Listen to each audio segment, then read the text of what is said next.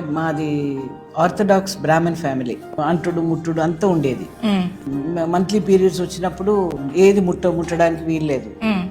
ఇప్పుడు ఉన్న జనరేషన్ తెలియదు కానీ మా దగ్గర వేరే వస్తువులు ముట్టినాక నెయ్యి ముట్టొద్దు అంటే వస్తువులన్నీ కూడా విడివిడిగా ఉంటాయి. టేబుల్ తినేటప్పుడు అది ముట్టొద్దు ఇది ముట్టొద్దు చాలా ఉండేది రిస్ట్రిక్షన్స్. అయితే ఇంగ్లీష్ మీడియం స్కూల్లో చదువుకునేటప్పుడు సైన్స్ ఉంటుంది సబ్జెక్టు. సైన్స్లో చెప్తారు ఎలా వస్తుంది, జర్మ్స్ ఎలా వస్తాయి, పొల్యూషన్ ఎందుకు వస్తుంది.